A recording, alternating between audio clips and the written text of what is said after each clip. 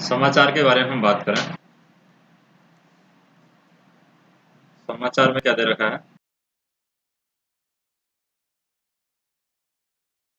जैसे इसी मैच को जैसे स्टेडियम में लगभग 51,000 दर्शकों ने देखा है और विश्व भर में 40 मिलियन लोगों ने टेलीविजन पर देखा है।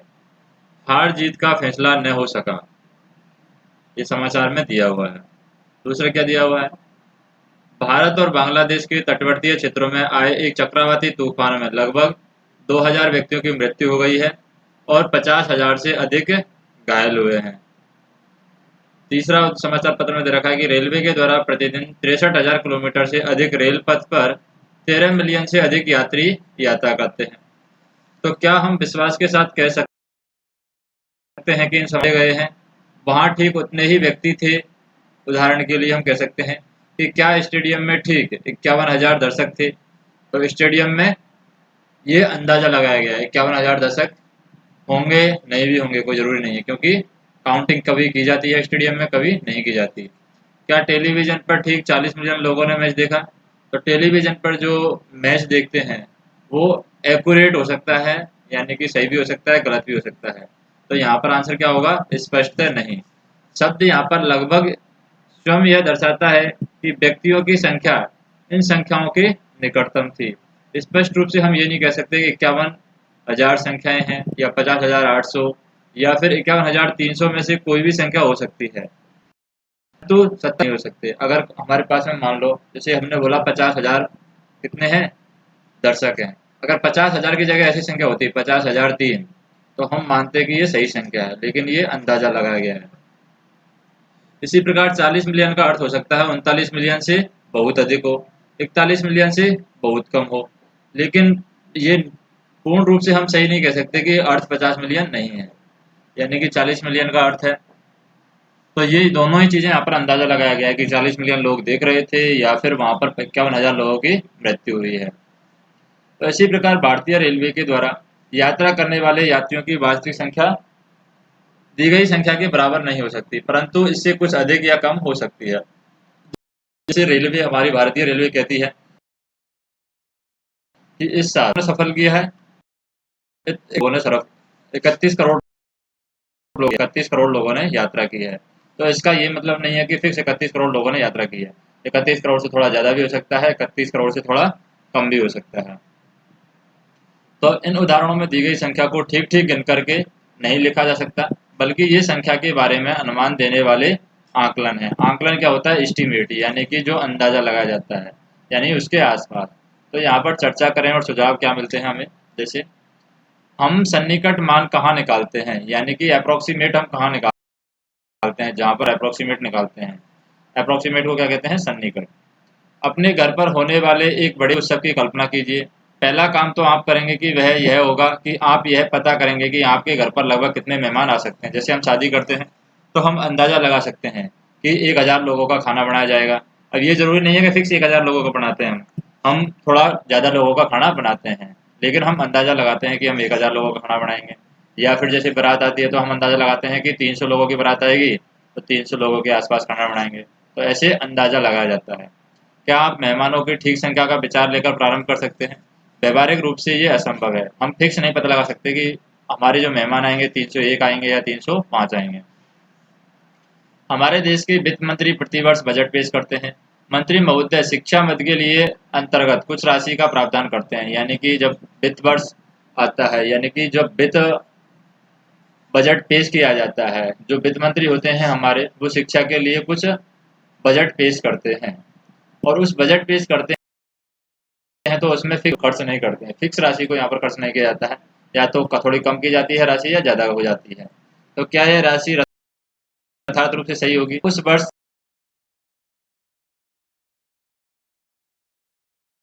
देश में ये एस्टीमेट होता है। उन परिस्थितियों के बारे में सोचिए जहां आपको ठीक ठीक संख्याओं की आवश्यकता पड़ती है। इनकी उन स्थितियों से तुलना कीजिए जहां आप केवल सन्निहित आंकलित यानी एस्टीमेट संख्या से काम चला सकते हैं। तो ऐसी जगह का आपको पता करना है कि कौन कौन सी जगह है जहाँ पर हम अंदाज़ा लगाते हैं संख्याओं का, कौन कौन सी जगह है जहाँ पर हम फिक्स नंबर हमें पता होती है। जैसे अगर हमें परिवार के अंदर सदस्य गिनना है तो यहाँ पर फिक्स पता होता है कि हमारे परिवार के अंदर तो मेरा फिक्स पता नहीं होती है। तो यहाँ पर ये बताया गया है कि सन्निकट द्वारा निकटतम दाहिनी तक का अंक हमें ज्ञात करना है। जैसे यहाँ पर ज्ञात करना है कि 270 के तुलना में 260 के अधिक हैं, नज़दीक हैं। तो 260 हम देखते हैं ये झंडा है, और 270 पर कौन सा है, 270 पर ये झंडा है। हम देखें यहाँ पर कौन सा झंडा है सबसे नज़दीक है इसके। तो यहाँ पर हम बात करें 260 और 270, जैसे यहाँ पर 260 के बाद में आ गया तुरंत झंडा, इधर 270 के एक बाद आ गया है तुरंत झंडा, फिर एक छोड़ करके इधर झंडा आ गया है, तो एक छोड़ के इधर झंडा आ गया है, एक छोड़ करके इधर यहाँ पर कुछ नहीं है। तो ये हम कह सकते हैं कि 70 से ये नज़दीक है ये वाला झंडा, और 60 से ये वाला झंडा है नज़दीक है, ये वाला झंडा भी नज़दीक है। अब इन दोनों का कंपैरिजन करें तो ये पहले नंबर पर आएगा नज़दीकी में, ये दूसरे नंबर पर आएगा, कहाँ से, 260 से। इसी तरीके से 270 से कंपेयर करें तो ये पहले नंबर पर आएगा ये झंडा, और ये दूसरे नंबर पर आएगा। तो यहाँ पर ज्ञात कर सकते हैं कि कौन से झंडे 260 की तुलना में 270 के अधिक समीप है। तो ये दोनों 260 के तुलना में 270 के समीप कौन से हैं, ये दोनों हैं 270 के पास में, और 260 के पास में कौन से हैं, ये दोनों 260 के पास में हैं। इसी तरीके से पटरी की संख्या 10, 17, 20 के स्थानों को देख सकते हैं हम। क्या संख्या 17 संख्या 10 के अधिक निकट है या 20 के। तो जैसे हम बात करें, एक 10 है, 17 है और 20 है, तो हम देखते हैं कि किसके ज़्यादा नज़दीक है। तो हम यहाँ पर देखें, यहाँ पर कितने का अंतर है, 7 का अंतर है। यहाँ पर कितने का अंतर है, 17 और 20 में 3 का अंतर है। तो किसके ज़्यादा नज़दीक है, ये 20 के ज़्यादा नज़दीक है। तो इस तरीके से हम नज़दीकी का पता लगाते हैं कि कौन सी संख्या नज़दीक है और कौन सी संख्या दूर है। जैसे हम यहाँ पर देखें, मान लीजिए 12 ले लेते हैं संख्या, क्या ले ली, 12 संख्या ले ली हमने, ये 12 संख्या ले ली। अब ये 10 और 20 के बीच स्थित है, 12 हमें पता है 10 और 20 के बीच में 10 है, इधर 20 है, और 12 ले लिया। अब 12 किसके नज़दीक है, क्योंकि 10 और 12 में कितने का अंतर है, 2 का अंतर है। 12 और 20 में कितने का अंतर है, 8 का अंतर है। तो किसके नज़दीक होगी 12 संख्या, 10 के ज़्यादा नज़दीक होगी। नेक्स्ट है, यहाँ पर हम देखते हैं कि संख्या जो होती है 1, 2, 3, 4 संख्याएं 10 की तुलना में संख्या 0 के अधिक निकट होती है, इसलिए हम 0 के रूप में सन्निहित मान रखते हैं। संख्याएं 6, 7, 8, 9 10 के अधिक नज़दीक होती हैं, इसलिए 10 के रूप में लिखते हैं।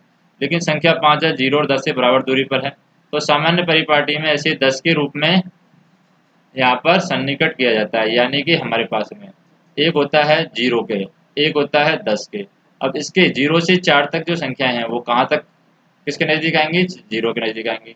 और 6 से 9 तक जो संख्याएं हैं वो किसके नज़दीक आएंगी, 10 के नज़दीक आएंगी। लेकिन 5 है, उसको ज़्यादातर हम 5 है 0 से भी बराबर दूरी पर है और 10 से भी बराबर दूरी पर है, लेकिन ज़्यादातर 5 को हम 10 कंसीडर करते हैं, यानी 10 लेते हैं।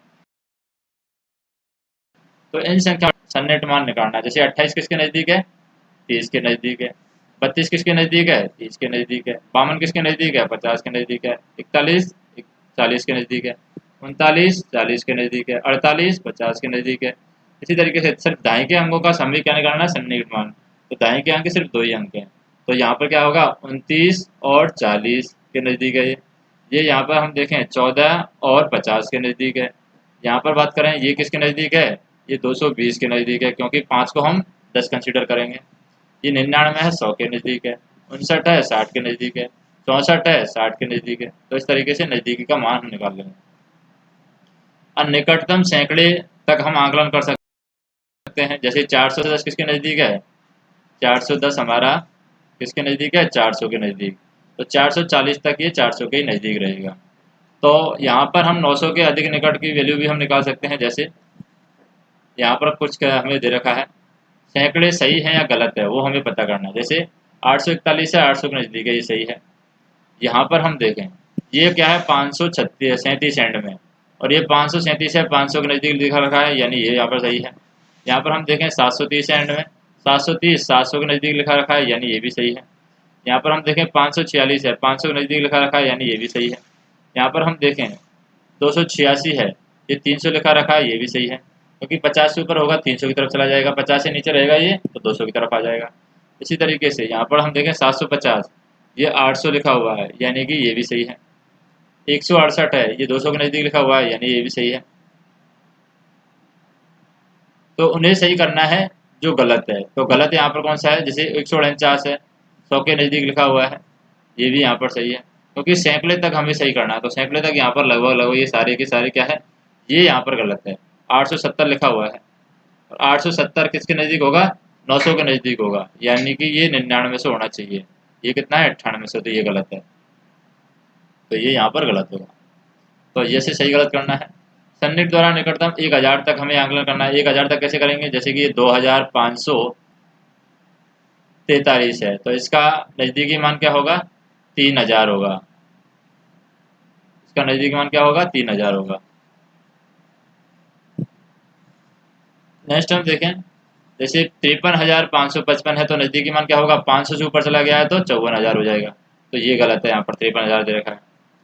ये हम देखें 6,400 है, 6,400 6,000 के नज़दीक होगा, ये सही है यहाँ पर। ये 65,437 है, 65,437, 437 500 से कम है, यानी कि ये वैल्यू हो जाएगी 65,000 सही है। ये 805 है, 805 किसके नज़दीक होना चाहिए, ये 900 के नज़दीक होना चाहिए, यानी 7,805 है, तो ये 8,000 होना चाहिए, ये 7,000 है, ये गलत है। ये हम देखें 3,499 है, 3,499 कितना होना चाहिए, ये 3,000 होना चाहिए, जबकि ये 4,000 हो गया, क्योंकि 500 से नीचे रहेगा तो ये नीचे की साइड आ जाएगा। क्योंकि हम देखें 3,499, एक तरफ है हमारा 3,000 और ये हमारा 4,000। अब हमें देखना है किसके ज़्यादा नज़दीक है, तो जब तक ये 500 नहीं होगा तब तक ये 3,000 के नज़दीक रहेगा। जैसे ही ये 500 से ऊपर जाएगा ये 4,000 के नज़दीक हो जाएगा।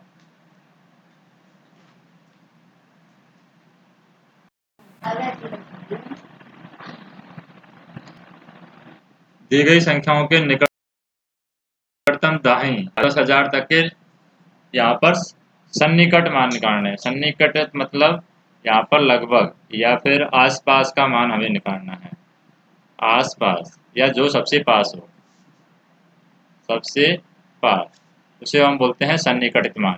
तो सन्निकटित मान कैसे निकालेंगे, जैसे दाईं अंक के अंक तक निकालना है, तो दाईं के अंक तक कैसे निकालेंगे, दाईं के अंक में सिर्फ 2 अंक आएंगे, ये लास्ट वाले 2 अंक। तो ये किसके ज़्यादा नज़दीक है, ये 40 के ज़्यादा नज़दीक है या फिर 50 के ज़्यादा नज़दीक है, तो ये किसके नज़दीक है, 50 के ज़्यादा नज़दीक है। तो आंसर क्या होगा, 850। इसी तरीके से यहाँ पर 100 तक के निकालने हैं। 100 में कितने अंक आ जाते हैं, 3 अंक आ जाते हैं। अब 3 अंक में हम देखेंगे 847 800 के ज़्यादा नज़दीक है या फिर 900 के ज़्यादा नज़दीक है। तो 847 800 के ज़्यादा नज़दीक है, तो आंसर क्या आएगा, 75800। इसी तरीके से यहाँ पर हम देखें, ये क्या है, 1000 तक सॉल्व करना है। 1000 में ये 4 अंक आ जाएंगे, क्योंकि 1000 में 4 अंक होते हैं। अब ये 5,847 है, ये हमें देखना है कि ये 5,000 के नज़दीक है या फिर ये 6,000 के नज़दीक है। तो यहाँ पर हम देखें, ये 847 दे रखा है, ये क्या है, 5,847। अगर 5,500 से ऊपर कोई भी संख्या है वो 6,000 के नज़दीक होगी, तो ये हो जाएगा कितना, 76,000। अब हम देखें, ये 10,000 तक सॉल्व करना है। जैसे 75,000, 75,875 में हमें देखना है 875 जो है वो किसके ज़्यादा नज़दीक है। तो 875 की बात करें हम, ये किसके ज़्यादा नज़दीक है, तो लेकिन 10,000 में बात हो रही है, 10,000 में बात हो रही है, तो हम 4 अंक ले लेंगे यहाँ पर। 10,000 में 4 अंक आ जाएंगे, तो 4 अंक में हमें ये देखना है कि ये 70,000 के नज़दीक है या फिर 80,000 के नज़दीक है। तो यहाँ पर हम देखें 70,500 से कोई भी संख्या ऊपर है, यानी 75,000 से ऊपर कोई संख्या है तो वो 80,000 के आसपास होगी। 75,000 से नीचे कोई संख्या है वो 70,000 के आसपास होगी। तो ये 75,000 से ऊपर संख्या है, तो ये क्या होगा आंसर, 80,000 इसका आंसर होगा। तो इस तरीके से आसपास या सबसे पास की संख्या निकाली जाती है। अब हम देखें यहाँ पर संख्याएं संक्रियाओं के परिणामों का आंकलन किस तरीके से किया जाता है। हम संख्याओं को किस प्रकार जोड़ते हैं, हम संख्याओं को एक एल्गोरिथ्म का चरणबद्ध रूप से प्रयोग करते हुए जोड़ते हैं। हम संख्याओं को यह ध्यान रखते हैं कि एक ही स्थान यानी इकाई, ढाई और 100 इत्यादि के अंक हैं एक ही स्तंभ में 3, 9, 4, 6। तो जोड़ते समय हमें ये अंक ध्यान रखना है कि 4 अंक की संख्या है तो 4 अंक आना चाहिए। हम वापस दूसरी संख्या जो स्टार्ट करेंगे वो इधर से स्टार्ट करेंगे। तो ये लिखेंगे पहले जोड़ने के समय 9, फिर 7, 5 और 6। इसी तरीके से ये वाली संख्या है, इसको यहाँ से स्टार्ट करेंगे 0 से, 0, 5, 0 और 2, और फिर यहाँ पर जोड़ेंगे, और जोड़ने के बाद जो संख्या आती है उसके आगे बढ़ जाते हैं। जैसे 9 और 6 15, आंसर लगी 1, 4 एक 5, 5 और 5 10, 10 और 7 17, आंसर लगी 1, 9 और 6 15, आंसर लगी 1, 3 और 3 6, 6 और 6 12। तो इस तरीके से जोड़ा जाएगा। फिर हम क्या करते हैं, इकाई वाले स्तंभ की संख्या को जोड़ते हैं। यदि आवश्यक हो तो हम एक उचित संख्या को हासिल के रूप में दाईं वाले यहाँ पर बढ़ाई थी हमने, और इस तरीके से इस जोड़ को कंप्लीट किया जाएगा। अब हमें क्या करना है, यहाँ पर जैसे जोड़ हो गया हमारा, अब जोड़ हम डायरेक्ट कैसे कर सकते हैं, जैसे 3645, अब तक हमने ऐसे जोड़ा है, ऊपर नीचे रखकर, अब ऐसे जोड़ते हैं 6 5 3, इन दोनों को जोड़ना है। तो कैसे जोड़ेंगे, सबसे पहले हम 5 और 3 को जोड़ेंगे, कितना आएगा 8, तो 8 हमने यहाँ पर रख दिया। फिर दूसरे नंबर पर हम दूसरे वाले नंबर की संख्या को जोड़ेंगे, दोनों की को, 4 और 5 जोड़ा कितना आया, जैसे 5 और 3 जोड़ा था तो 8 आया, तो ये 8 लिख दिया हमने यहाँ पर। 4 और 5 जोड़ेंगे कितना आ रहा है 9, तो 9 लिख देंगे हम यहाँ पर। फिर तीसरे नंबर की संख्या जोड़ेंगे, तीसरे नंबर की संख्या क्या है 6 और 6, 6 और 6 क्या होता है 12, आंसर लगी 1, तो 1 ऊपर रख देंगे। फिर लास्ट संख्या क्या बची है 3, 3 में 1 जोड़ देंगे 4। तो इस तरीके से हम डायरेक्ट सॉल्व कर सकते हैं। तो जितनी भी संख्या होंगी हम डायरेक्ट सॉल्व कर लेंगे। जैसे एक और एग्जाम्पल लेते हैं, 23 प्लस 561 प्लस 3129 प्लस 318 प्लस 5132,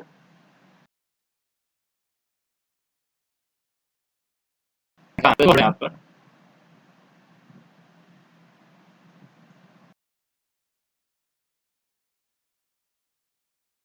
जाते हैं, जैसे 2 है, 2 और 8 10, 10 और 9 19, 19 और 1 20, 20 और 3 23, तो 23 का 3 का, आंसर लगी 2। अब 2 को हम जोड़ देते हैं एक साथ ही, 2, 2 और 3 5, 5 और 1 6, 6 और 2 8, 8 और 6 14, 14 और 2 16, तो आंसर लगेगी फिर 1। फिर इसको हटा देते हैं, हम 1 लिख देंगे। फिर हम देखें दोबारा, एक एक को जोड़ देते हैं, 1 और 1 2, 2 और 3 5, 5 और 1 6, 6 और 5 11, अब 11 का 1 आ जाएगा। फिर आंसर लगेंगे 1, इस 1 को हटा देते हैं, फिर 1 और आंसर लगा देते हैं। फिर 1 और 5 6, 6 और 3 9, तो ये आ जाएगा आंसर 9163। तो ऐसे हम डायरेक्ट सॉल्व कर सकते हैं, यानी डायरेक्ट इस तरीके से जोड़ कर सकते हैं। इससे क्या है, स्पीड बढ़ जाएगी। नेक्स्ट देखें, योग और अंतर का आंकलन किस तरीके से किया जाता है। जैसा कि हम एक संख्या को किसी भी स्थान पर सन्निकटित कर सकते हैं, जैसे व्यापारी ने धनराशि को निकटतम हजारों तक सन्निकटित किया और ये संतुष्ट हो गया, उसके पास पर्याप्त धनराशि है।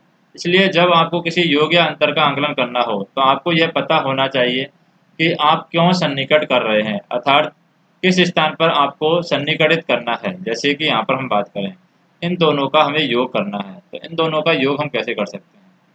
इन दोनों का हमें अगर योग करना है तो हम क्या करेंगे, ये 17,986 है, ये किससे ज़्यादा है 5,290 से ज़्यादा है। तो हम क्या करते हैं, यहाँ पर हम निकटतम मानों को यहाँ पर निकाल लेते हैं। जैसे 17,986 है, इसका निकटतम मान क्या हो सकता है 986 है, तो 500 से ऊपर है तो 18,000 हो सकता है, तो 18,000 लिख लिया। ये 5,290 है, इसका सन्निकट मान, तो इसका 200 जो 500 से नीचे है तो ये 5,000 ही हो जाएगा। दोनों को जोड़ दिया हमने, कितना आ गया 23,000। तो यह विधि, क्या यह विधि काम करेगी, तो आप यथार्थ उत्तर ज्ञात करने के लिए जांच कर सकते हैं यह आंकलन विवेकपूर्ण है या नहीं है। तो अगर हमें जांच करनी है तो इस तरीके से इसकी जांच कर सकते हैं, यानी ये आंसर सही है या गलत है। तो ये क्या आंसर दे रहा है, सन्निकटित मान दे रहा है हमें। सन्निकटित मतलब कि आसपास का मान हमें दे रहा है, करेक्ट मान नहीं दे रहा है। दूसरा हम देखें, जैसे कि ना है, यानी 5,673, इसमें से 436 माइनस करना है।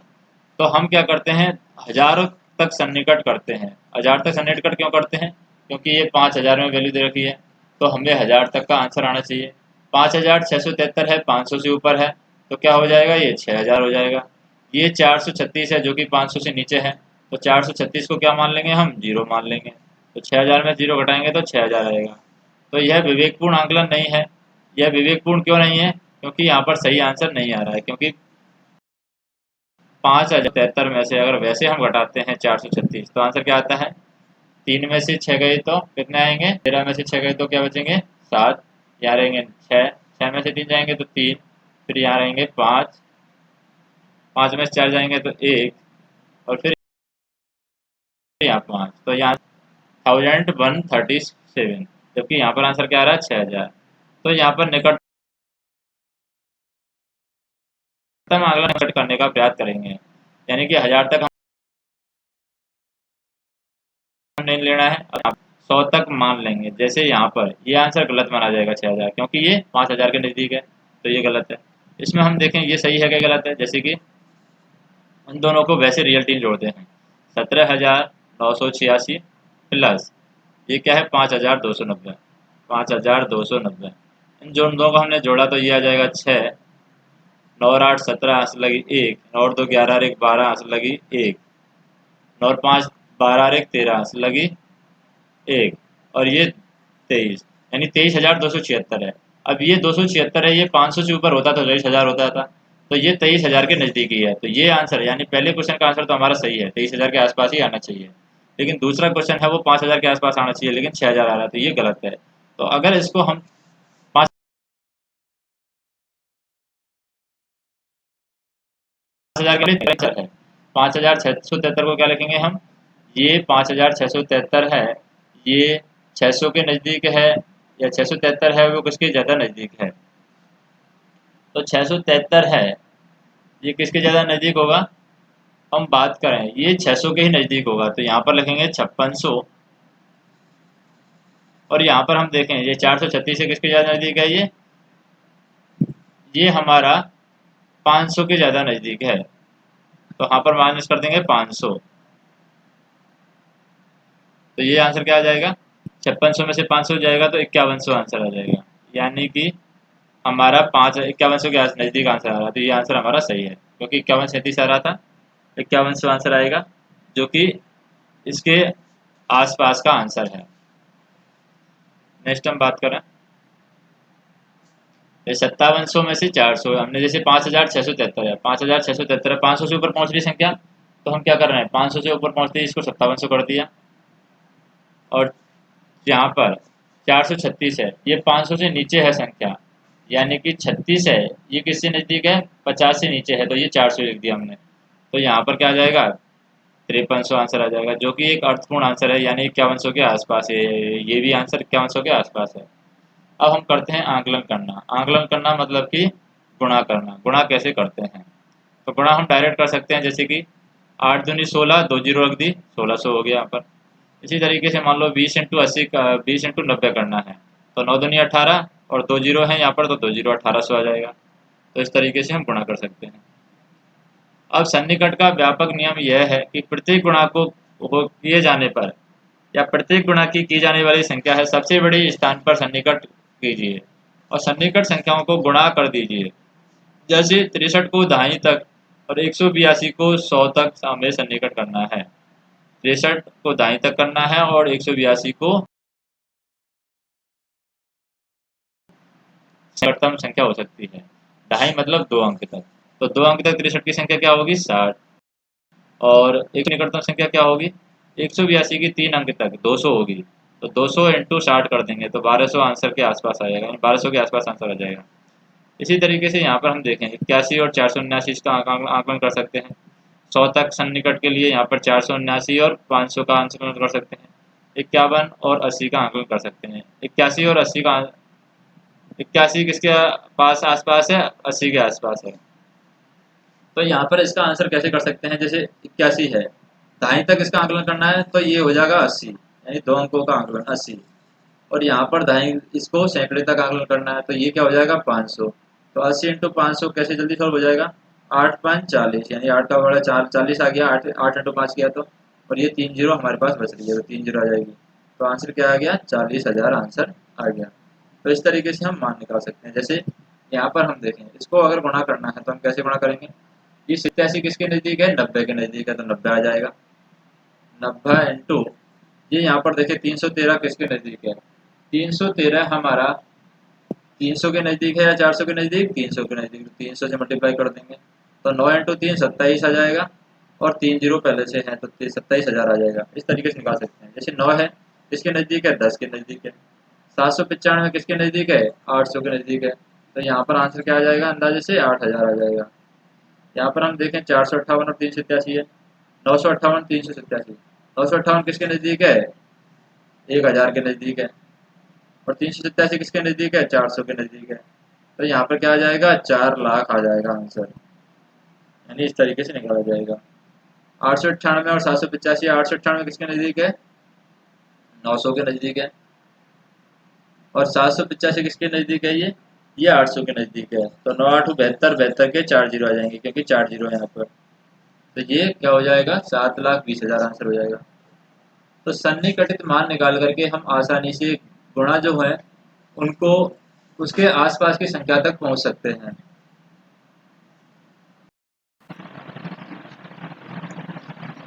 अब जैसे यहाँ पर दे रखा है 37 और 1889, तो 1889 का नज़दीकी मान क्या होगा, इसका नज़दीकी मान होगा 1900, और 37 का नज़दीकी मान क्या होगा, 40। तो 1900 और 40 को गुणा करेंगे तो 19 चौको क्या होता है, 76।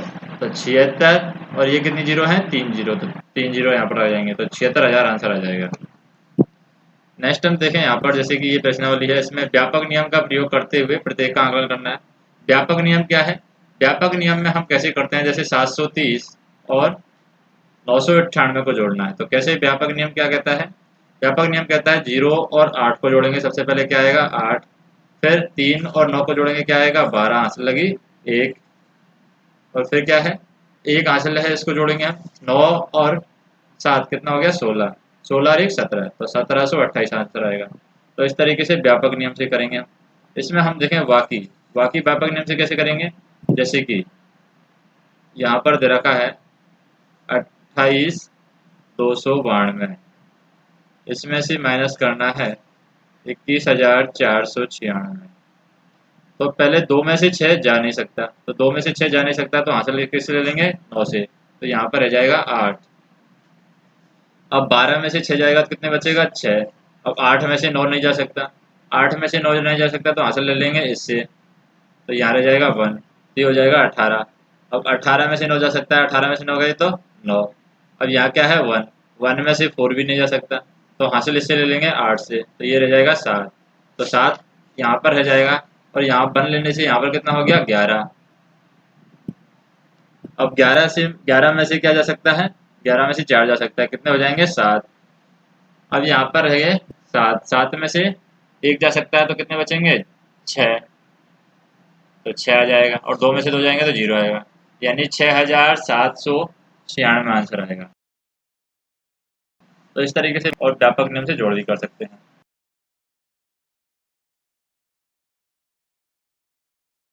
10 रखते हैं और उनको सॉल्व करेंगे।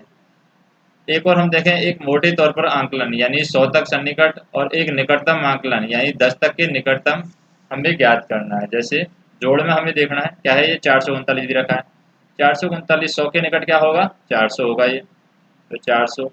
ये 334 है, 100 के निकट क्या होगा ये 300, 300 जोड़ देंगे, प्लस यहाँ पर 4,317 है, 4,317 किसके निकट, 100 के निकट हमें निकालना है, तो ये कितना आएगा 100 के निकट, ये 4,300 आएगा सर, 4,300 हम जोड़ देंगे। तो इस तरीके से जो मान निकालेंगे वो क्या आएगा 00 6 4 10 हासिल लगी 1, तो ये आएगा 51, यानी कि 5,000 के आसपास। अब उत्तर की हमें जांच करनी है, तो इनको हम वैसे जोड़ के देख लेंगे। कैसे जोड़ेंगे, 9 और 4 13, 13 और 7 कितना हुआ 13 7 20, यानी यहाँ पर हम जोड़ लेते हैं 439 334 और 4,317, तो 7 4 11, 11 9 20, हासिल लगी 2, 2 और 1 3, 3 और 3 6, 6 और 3 9, फिर हासिल कोई लगी नहीं है तो इसको रहने देते हैं। फिर 3 और 3 6, 6 और 4 10, फिर हासिल लगी 1, 4 और 1 5, यानी कि 5,090 आ रहा है। ये 5,000 के पास में है, तो ये हमारा आंसर सही है। इसी तरीके से हम बाकी वाली संख्या एक सॉल्व कर लेते हैं। बाकी वाली संख्या ये वाली सॉल्व करें हम, तो ये किसके नज़दीक है, ये है हमारी 8325 किसके नज़दीक है, 8300 के नज़दीक है ये। और 491 है, ये किसके नज़दीक है, यहाँ पर 100 के आसपास की बात करें तो ये 500 के नज़दीक है 491, तो -500 कर देते हैं तो ये क्या हो जाएगा, 0 0, 13 में से 5 गए तो यहाँ पर बचेंगे 8, और फिर यहाँ 7 बचेंगे, तो ये हो जाएगा 7800। अब ये हम देख लेते हैं कि 7800 आ रहा है क्या आंसर, 5 में से 1 गए तो 4। यहाँ पर इसको इधर सॉल्व कर लेते हैं एक बार, जैसे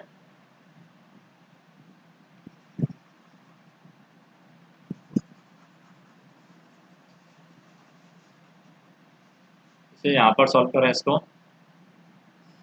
8325 है, इसको माइनस करना है कितना, 491।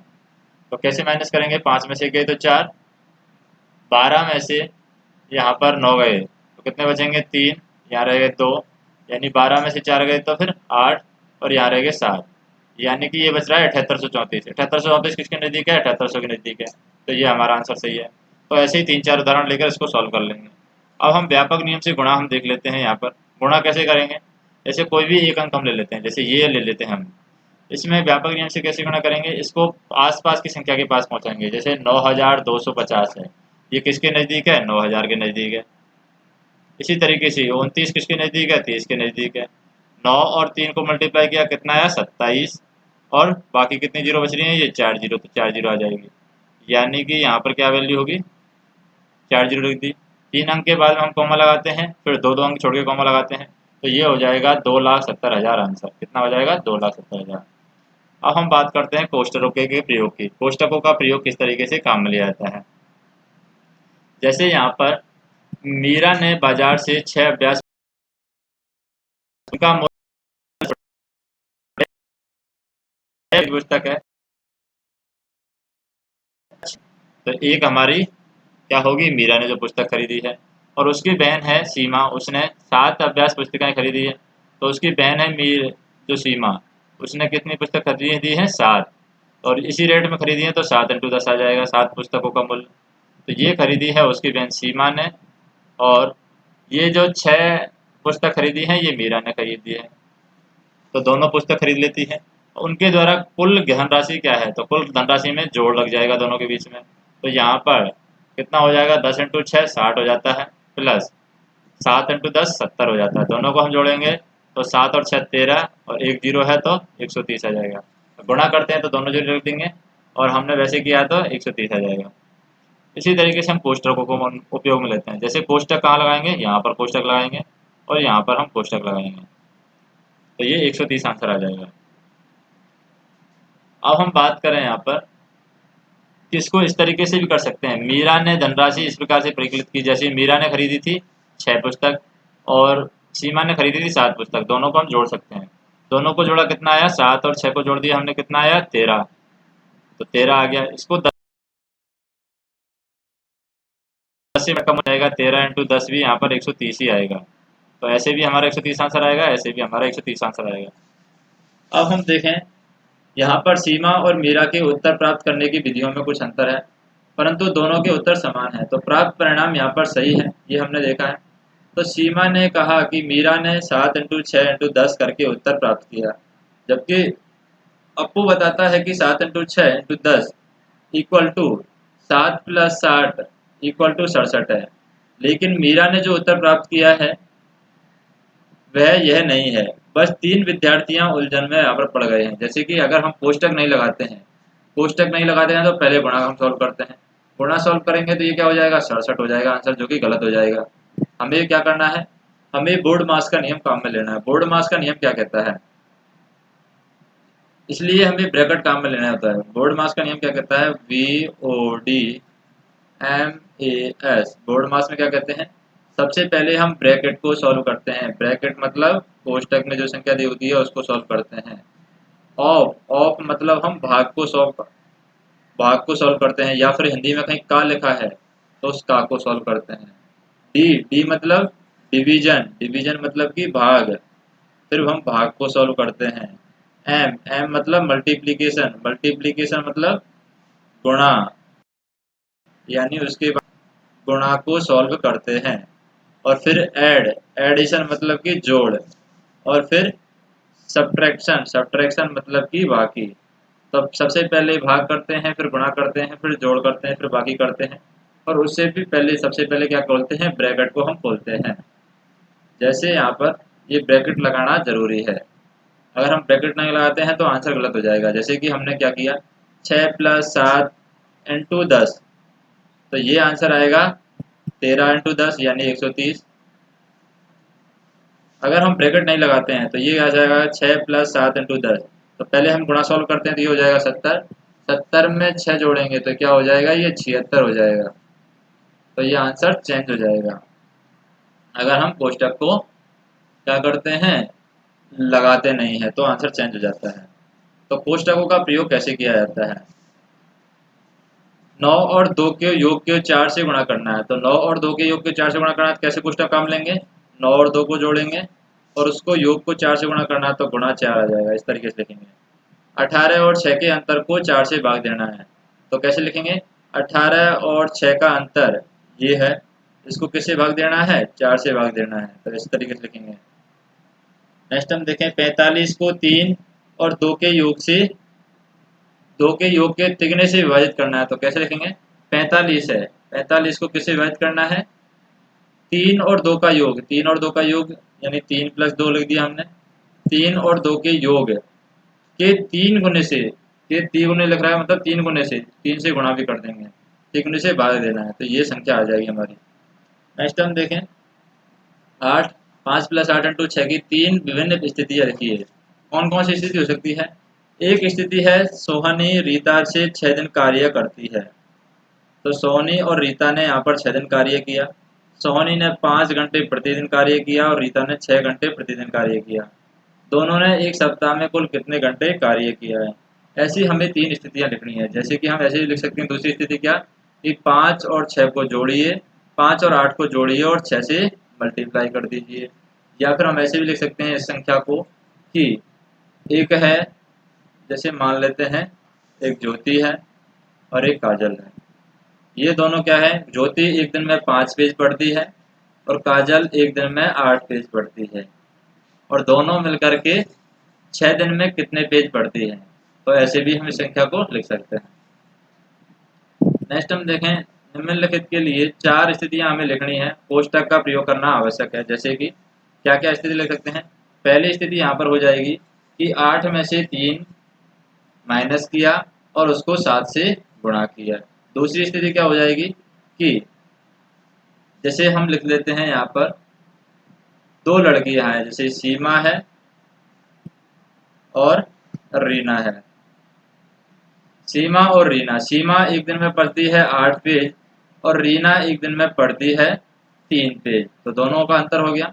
अब दोनों के अंतर है वो 7 को मल्टीप्लाई कर दिया, यानी दोनों के अंतर को 7 से गुणा कर दिया, ऐसे भी स्थिति बना सकते हैं। तो इस तरीके से हम 4 स्थितियां बना सकते हैं।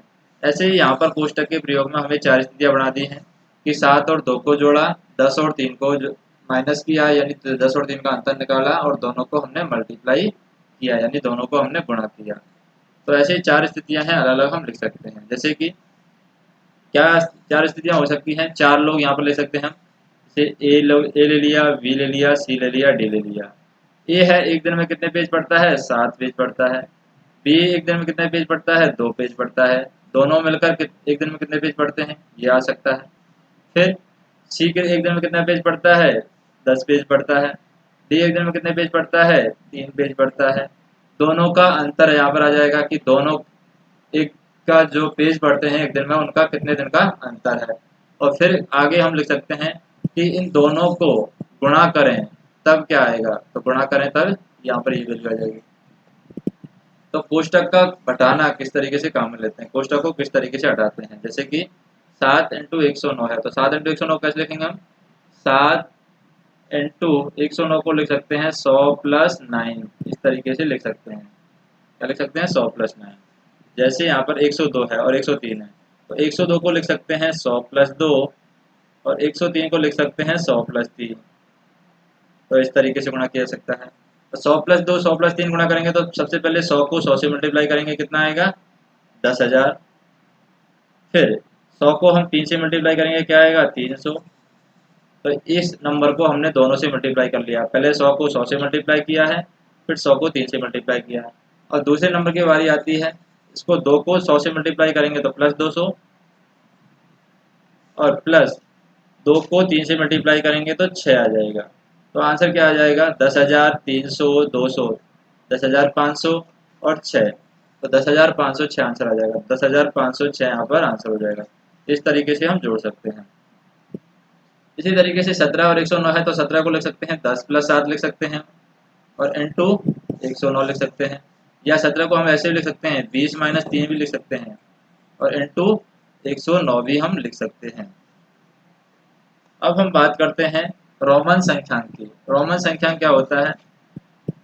रोमन संख्या में जैसे ये गिनती दे रखी है, रोमन संख्या में गिनती कैसे होती है? जो घड़ी में गिनती होती है, 1 को ऐसे लिखते हैं हम, 2 को ऐसे लिखते हैं, 3 को ऐसे लिखते हैं, 4 को ऐसे लिखते हैं, 5 को ऐसे लिखते हैं। ये क्या है 1 2 3 4 5। फिर 6 को कैसे लिखते हैं 7 8 9 10। 6 को हम लिख सकते हैं ऐसे, 5 के आगे एक डंडा लगा दिया। 7 को हम कैसे लिखते हैं 5 के आगे 2 डंडे लगा देते हैं। 8 को ऐसे कैसे लिखते हैं 5 के आगे 3 डंडे लगाते हैं। 9 को कैसे लिखते हैं 10 के आगे एक डंडा लगाते हैं, वो 9 हो जाता है। और 10 को कैसे लिखते हैं 10 लिखते हैं, इस तरीके से। तो यहाँ पर अंतर किस में आता है 4 और 6 में। तो 4 और 6 में हम देखें, जैसे 5 से 4 बनाना है तो आगे डंडा लगा देंगे तो 4 बन जाएगा, ये हो गया हमारा 4। अगर 5 के आगे एक डंडा लगा दिया तो ये 6 बन जाएगा, तो ये हो गया हमारा 6। तो ऐसे घड़ियों में हम देख सकते हैं। अब हम यहाँ पर बात करें जैसे कि 10 तक की संख्या होगी, अब 10 के बाद में क्या होता है? 10 के बाद में आता है 100, 100 आता है, 50 आता है। 50 को हम लिखते हैं एल, यानी 50 को दिखाया जाएगा तो कैसे दिखाया जाएगा? 50 को हम लिखेंगे एल, 100 को लिखेंगे हम सी, क्या लिखेंगे सी, और 500 को लिखेंगे डी, 500 को क्या लिखेंगे डी, और 1000 को लिखेंगे एम। तो ये हमें ध्यान रखना है। अब जैसे हमें 30 लिखना है तो 10 से 10 लिखते हैं ऐसे, 30 लिखना है तो 3 बार इसको लगा देंगे, तो ये हो गया 30। यहाँ पर हम किसी संकेत की पुनरावृत्ति होती है, जितनी बार वह आता है उसका मान उतना ही बार जोड़ दिया जाता है। जैसे अगर हमने देखा कि ये कितना है रोमन गिनती में, तो ये कितना है 2 बार 10 10 आ रहा है, यानी 20 है। ये हमसे पूछे माने ये कितना है, तो यहाँ पर हम देखें 2 बार 10 10 आ रहा है और 2 आ रहा है, यानी कि 10 10 20, 20 2 22, तो 22 है ये। इस तरीके से पूछा जा सकता है। कोई संकेत 3 से अधिक बार नहीं आता है, ये हमें ध्यान रखना है। ये नहीं है कि 40 हमें लिखना है तो ऐसे लिखते हैं हम 1 2 3 4, ये गलत हो जाएगा। 3 बार आ सकता है मैक्सिमम, 4 बार नहीं आएगा। परंतु यहाँ पर हम देखें संकेत जो है एल, संकेत बी है, बी किसके लिए लिया जाता है? बी यहाँ पर 5 के लिए यूज किया जाता है। एल है किसके लिए यूज किया जाता है? 50 के लिए यूज किया जाता है। और डी यहाँ पर 500 के लिए यूज किया जाता है। यानी बी एल डी की बात करें, बी एल डी क्या है 5 50 और 500 के लिए यूज किया जाता है, BLD। नेक्स्ट हम बात करें बड़े मान छोटे मान को जोड़ दिया जाता है। जैसे कि हम मान लो 6 है तो 5 में 1 जोड़ दिया 6, 12 लिखना है तो 10 में 2 जोड़ दिया 12। मान लो हमें 65 लिखना है तो 65 हम कैसे लिखेंगे? 65 में हम सबसे पहले क्या करते हैं 65 को तोड़ देते हैं, 10 50 प्लस 10 प्लस 5, ये 65 हो गया। 50 को हम लिखेंगे L, 10 को लिखेंगे X, और 5 को लिखेंगे B, ये हो गया हमारा 65। यानी कि रोमन गिनती में 65 को इस तरीके से लिखा जाता है। अब हम देखें यदि छोटी छोटी मान वाली कोई संकेत बड़ी मान वाले किसी संकेत के बाएं है, तो बड़े मान में से छोटे मान को घटा देते हैं। जैसे कि 4 है तो 5 में से गया तो 4, 10 में से गया तो 9। इस तरीके से ही हम अगर 10 में से यानी कि 50 में से x गया तो कितना हो जाएगा? ये 40 हो जाएगा। इसी तरीके से अगर C में से x गया यानी कि 100 में से 10 गया तो कितना हो जाएगा? 90 हो जाएगा। तो 90 यहाँ पर I संकेत जो फर्स्ट है उसको केवल b और x की से साथ में घटा, संकेत x का है।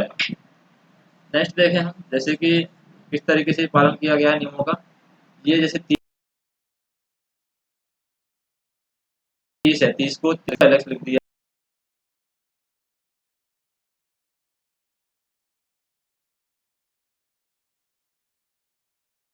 70 को पूरा।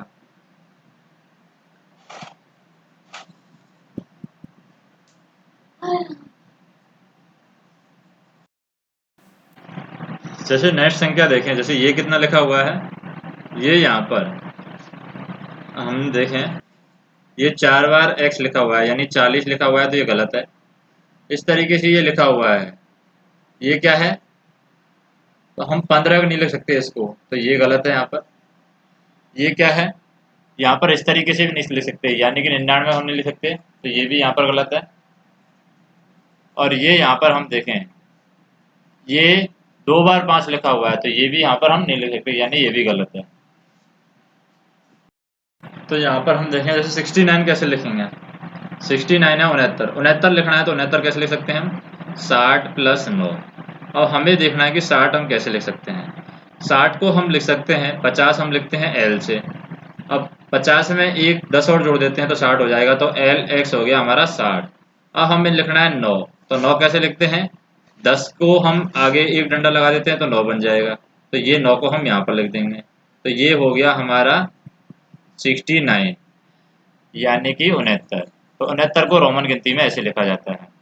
इसी तरीके से हम देखें 98, 98 को कैसे लिखेंगे, 98 को लिख सकते हैं हम 90 + 8, इस तरीके लिख सकते हैं, क्योंकि हमेशा रोमन गिनती में हम जोड़ेंगे, कभी भी माइनस नहीं करेंगे, तो जोड़ेंगे हम इस हिसाब से 90 + 9 8।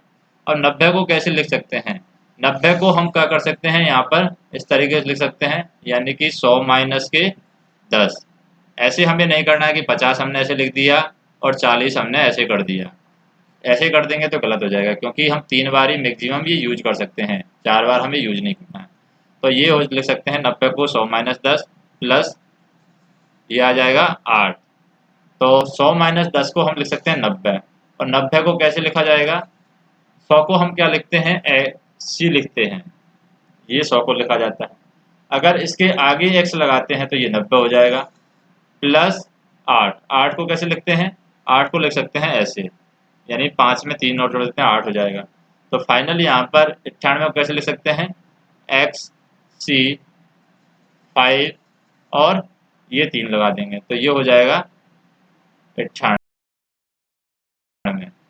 के लिए। तो इस तरीके से रोमन गिनती में दिखाया जाएगा। यहाँ पर हम देखें 73 को कैसे लिखेंगे, जैसे 73 लिखा हुआ है, 73 को यहाँ पर लिखेंगे 70 + 3। और 70 को कैसे लिख सकते हैं, 70 को हम ऐसे लिख सकते हैं, ये तो 50 हो गया, एक और 10 लगा दिया 60 हो गया, एक और 10 लगा दिया 70 हो गया। 3 को कैसे लिख सकते हैं हम, डायरेक्ट ऐसे लिख सकते हैं 1 2 3, तो ये हो गया, ये कितना हो गया 73। इस तरीके से 92 को लिख सकते हैं हम 90 + 2। 90 को कैसे लिख सकते हैं, 90 को हम लिख सकते हैं, ये हो गया हमारा सी हो गया हमारा 100, 100 में से 10 घटाया 90, तो ये हो गया 90। और 9 को लिख सकते हैं हम 10 में से 1 घटा दिया तो 9, तो ये हो गया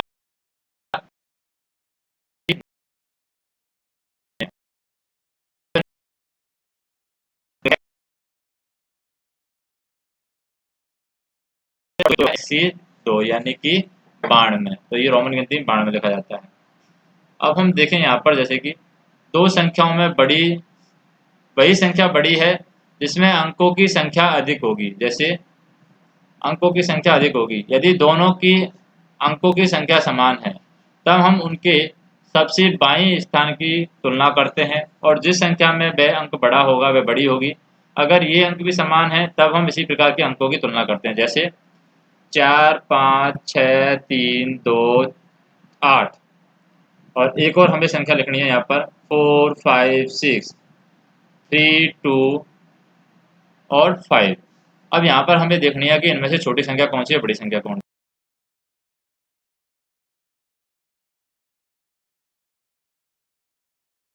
है। दोनों सेम है, ये दोनों सेम है, ये दोनों सेम है, इनमें कौन सी छोटी है, 5 छोटी है, तो इसका मतलब नीचे वाली छोटी संख्या है और ऊपर वाली बड़ी संख्या है। अब दूसरी संख्या हम देख लेते हैं, जैसे एक और उदाहरण लें, क्या हो सकता है 4 5 3 2 1 8 3 6। और दूसरी संख्या ले लेते हैं यहाँ पर 4 5 6 2 1 8 3 6। इनमें कौन सी संख्या छोटी है, कौन सी संख्या बड़ी है, तो हम यहाँ से स्टार्ट करेंगे। देखना, ये बराबर है, ये बराबर है, ये कम ज़्यादा है, तो इसको हम मार्क कर लेते हैं कि यहाँ से हमें पता चलेगा छोटी संख्या बड़ी संख्या कौन सी है। फिर ये बराबर हैं, ये बराबर हैं, बराबर हैं, ये बराबर हैं, ये बराबर है। तो इनमें कौन सी छोटी संख्या है? ऊपर वाली छोटी संख्या है, तो ये ऊपर वाली छोटी संख्या होगी और नीचे वाली है ये बड़ी संख्या होगी। इस तरीके से हम संख्याओं की छोटी बड़ी का पता लगाएंगे। नेक्स्ट हम देखें यहाँ पर, जैसे दिए गए अंकों से संख्या बनाते समय हमें ध्यान रखना चाहिए कि संख्या को किन प्रतिबंधों के साथ बनाना है। जैसे अंक दे रखे हैं 7, 8, 3, 5। किसी भी अंक को बिना दोहराए 4 अंकों की बड़ी से बड़ी संख्या बनानी है और सबसे बड़े अंक 8 को सबसे बाईं ओर लिखना है। तो बाईं ओर किधर रहता है और फिर उससे छोटे अंक लिखने हैं। तो सबसे बड़ा अंक है 8, उसको बाईं ओर लिखना है। बाईं ओर मतलब कि 8 को हमने यहाँ लिख दिया, बाकी अंक हैं इधर की साइड लिखने हैं। तो बाकी अंक इधर की साइड लिखना है, सबसे बड़ी संख्या बनानी है। तो बड़ी संख्या बनाने के लिए हम उसको घटते हुए क्रम में लिखेंगे। तो 8 के बाद में क्या आ जाएगा? 7, फिर 5 और 3, ये 4 अंकों की सबसे बड़ी संख्या बनेगी। नेक्स्ट हम देखें, 4 अंकों की सबसे छोटी संख्या 1000 है, जिसका अर्थ है 3 अंकों की सबसे बड़ी संख्या 999 होगी, उसमें हम 1 जोड़ देते हैं। 5 अंकों की सबसे बड़ी संख्या क्या है? 10,000 है। तो 5 अंकों की ये सबसे बड़ी संख्या 10,000 नहीं होती है। 5 अंकों की सबसे बड़ी संख्या कौन सी होती है? 99,999। ये 5 अंकों की सबसे बड़ी संख्या है। 5 अंकों की सबसे बड़ी संख्या, लेकिन यहाँ पर देखिए 10,000, जिसका अर्थ है 4 अंकों की सबसे बड़ी संख्या में संख्या 9,999 है। यानी कि 1,000 की जगह हमें 999 लिखना है और 10,000 की जगह हमें 9,999 लिखना है। इसी प्रकार हमें आगे 6 अंकों की छोटी से छोटी संख्या हमारी 1,00,000 दे रखी है। तो इसका अर्थ है कि 5 अंकों की बड़ी से बड़ी संख्या क्या है? 9,000, यानी 99,999 है। यही क्रम आगे की बड़ी संख्याओं पर भी लागू होता है। यानी कि 7 अंकों की सबसे छोटी संख्या कौन सी होती है? बड़ी संख्या।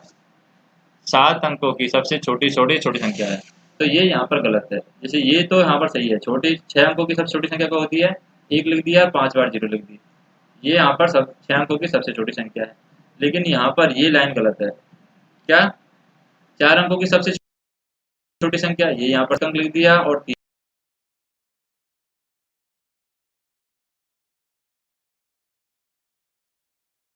0 छोटी संख्या होगी, तो ये गलत लिखा हुआ है।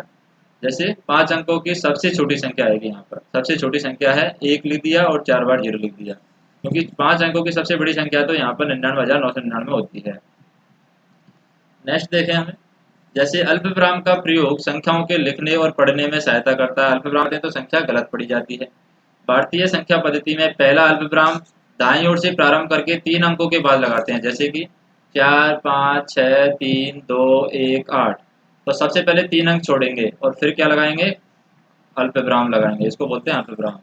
सबसे पहले 3 अंक छोड़ेंगे, फिर 2 अंक छोड़ेंगे, फिर 2 अंक छोड़ते जाते हैं और इस तरीके से गिना जाएगा। तो ये कैसा गिना जाएगा? 45,63,218। तो इस तरीके से पढ़ा जाएगा। उसके बाद में हम देखें, अंतर्राष्ट्रीय संख्या पद्धति में अल्पविराम दाईं ओर की संख्या से 3-3 अंकों के बाद लगाए जाते हैं। 3 और 6 अंकों के बाद अल्पविराम क्रमशः हजार और मिलियन को अलग करते हैं। नेक्स्ट हम देखें, दैनिक जीवन में अनेक स्थानों पर बड़ी बड़ी संख्याओं की आवश्यकता होती है। जैसे विद्यालय में विद्यार्थियों की संख्या है तो बड़ी संख्या होती है।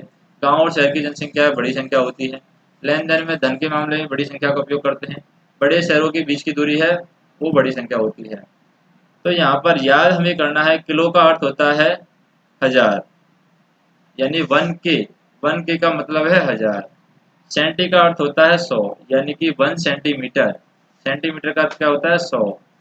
इसी तरीके से मिली का अर्थ भी यहाँ पर वो क्या होता है? हजार। 1 मिली, 1 मिली का होता है क्या? हजार। बस ऐसा। 1 किलोमीटर यानी 1,000 मीटर, 1 मीटर यानी कि 100 सेंटीमीटर, या फिर 1,000 मिलीमीटर। अनेक स्थितियों में हमें पूर्णतः सही सही संख्या की आवश्यकता नहीं, बल्कि आंकलन में यह काम चल जाता है कि आसपास की संख्या से काम चल जाता है। जैसे अंतर्राष्ट्रीय हॉकी मैच में दर्शकों की संख्या बताने के लिए कह देते हैं कि 51,000 दर्शकों ने मैच देखा, पर नहीं है। आंकलन के किसी स्थान का एक वांछित मात्रा तक परिशुद्ध होना, जैसे कि 4,117 है, इसको क्या लिख सकते हैं? 4,120 लिख सकते हैं। 4,120। हजारों में 4,000 लिख सकते हैं, इसको 1000 के आसपास पहुंचाना है। 100 के आसपास पहुंचाना है तो हम इसको 4100 भी लिख सकते हैं, और ढाई के आसपास पहुंचाना है तो 4,120 भी लिख सकते हैं। तो ये आवश्यकता पर निर्भर करता है। अनेक स्थितियों में हमें संख्या और संक्रियाओं के परस्पर जो फलस्वरूप क्या होते हैं परिणामों का भी हमें आकलन उपयोगी सिद्ध होता है। जैसे जो आसपास का आंसर होता है वो भी हमारा उपयोगी सिद्ध होता है। वो कई ऐसी स्थितियाँ आती हैं जहाँ पर ऐसा होता है।